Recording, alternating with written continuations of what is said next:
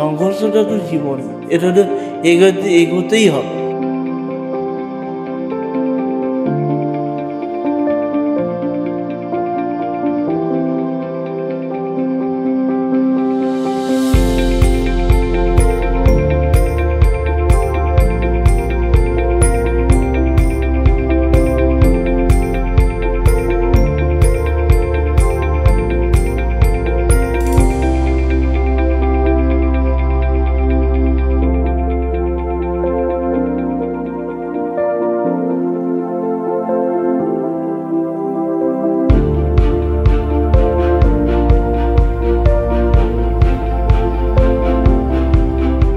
আমি তো ছোটোর থেকেই আমাদের এমনি নর্মাল স্কুলেই পড়াশুনো করেছি।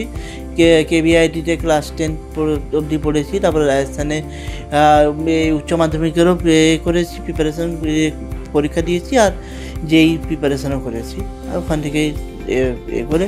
আর এখন আমি বিটেক কমপ্লিট করেছি রিসেন্টলি, 18 জুন 2024-এ। আর এখন আমি এমটেকের প্রিপারেশন করছি। আমার হচ্ছে মাসেল প্রবলেম। আমার রোগটির নাম হচ্ছে আর্থ্রোগ্রাইপোসিস মাল্টিপ্লেক্স কনজেনিটা। এটাতে মাসেল দুর্বল আছে, ওই জন্য মানে সাপোর্টে করতে হয়। আমি হুইল চেয়ার বেস। দুটো হাত দুটো পা? হ্যাঁ, দুটো হাত দুটো পায়েরই প্রবলেম, আমাকে হুইল চেয়ারে করে নিয়ে যেতে। আর যদি সাপোর্ট দেওয়া হয় তাহলে আমি হাঁটতে পারি, না হুইল চেয়ারে করে আমাকে করতে হয়। খাওয়া দাওয়াটা মা করিয়ে দেয়, পড়াশুনোটা খাওয়া দাওয়া মা বাবা দুজনেই সাহায্য করে। যখন যদি খাতা বই সামনে করে দিল, আমি তো নিজেই পেজ পাল্টে বা আর খাওয়া দাওয়াটাও মা খাবিয়ে দিয়ে, এখন ভাত ফাত বা টিফিন যদি সারাতে করে দিয়ে দিল, আমি নিজের থেকেই খেয়ে নিই বা মা খাবিয়ে দেয়।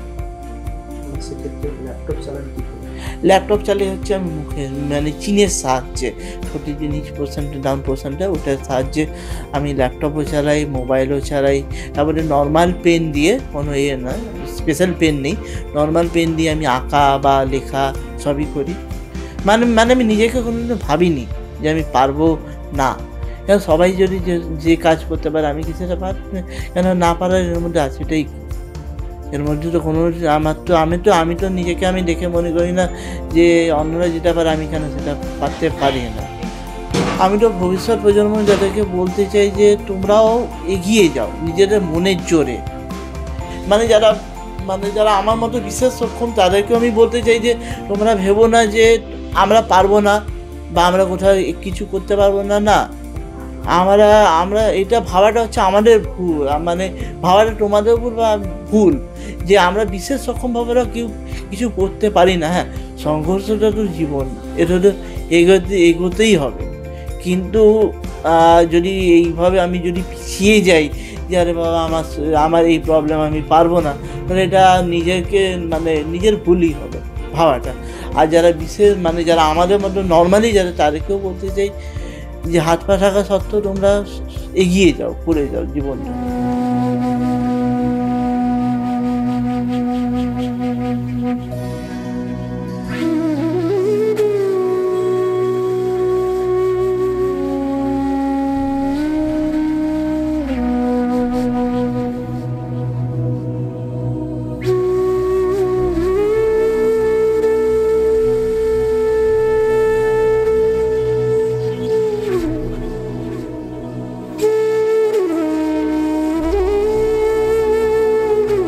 স্ট্রাগল বলতে ওর লাইফে ওটাকে স্ট্রাগল বলে মনে করে না, কিন্তু ও নিজের পড়াশুনো নিজের কাজ নিয়েই সারাদিন ব্যস্ত থাকে, ওইভাবেই ও নর্মাল লাইফেই এগিয়ে চলেছে। না, আমাদের সত্যি কথা বলতে কি কোনো দিনই ওকে নিয়ে খারাপ লাগেনি, বা ভালো লাগা খারাপ ভালোর মধ্যে দিয়ে আমরা কোনো দিনই ওর বিচার করিনি।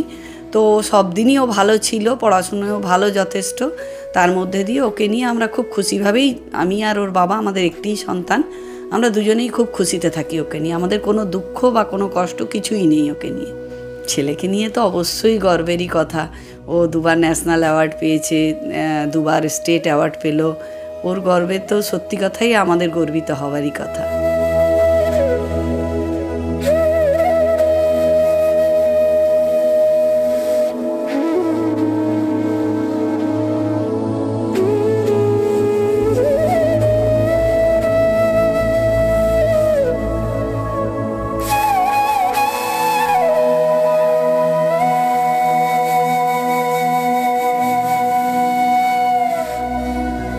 ছোটোর থেকেই আসল কথা এমনি প্রথম থেকেই ওর পড়াশোনায় খুবই ভালো ছিল। তারপর থেকে ও মানে ওর দিদা প্রথমে বললো যে তুই একবার মুখে পেন দিয়ে অভ্যাস কর। তারপরে ওনার ডাক্তার একবার বললো সিএমসি ভেলোরে যে তুমি একবার হাতে দিয়ে তোমার প্রবলেম আছে, তখন তুমি এক কাজ করো, তুমি একবার মুখ দিয়ে প্র্যাকটিস করো।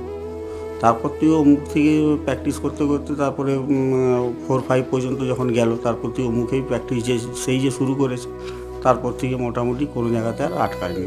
8, 9, 10, তারপরে মাধ্যমিক, উচ্চ মাধ্যমিক, তারপরে তোমার এখন পর্যন্ত মোটামুটি ওরকমই চলছে। তাতেই মোটামুটি রেজাল্ট খুবই টপ রেজাল্টই করে প্রত্যেক ক্লাসে। ওই ফার্স্ট ক্লাস বিটেক কমপ্লিট করলো, তাতেও টপ রেজাল্টই করেছে ও। এবার এমটেকের প্রিপারেশান নিচ্ছে আর কি। পড়াশোনা ওর নিজের ট্যালেন্টের উপরেই ও দাঁড়িয়েছে। এবার আমরা যা সহযোগিতা করা, বাবা মা হিসাবে যতটুকু মানে ও যদি না পড়াশোনা করে তো আমরা কী করবো? ট্যালেন্টেডটা ওরই, ওই মানে পড়াশোনার সময় কোনো সময় কার্পণ্য মানে ও সবসময় পড়াশোনা নিয়েই থাকে।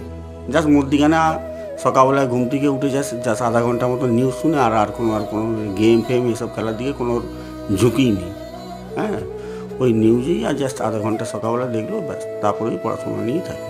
সেটা কি হতে চায় ভবিষ্যতে?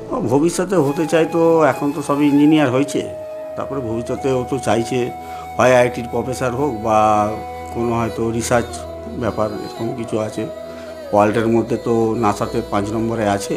তারপরে কী হয় এখন ভগবানই জানে, উপরওয়ালাই জানে।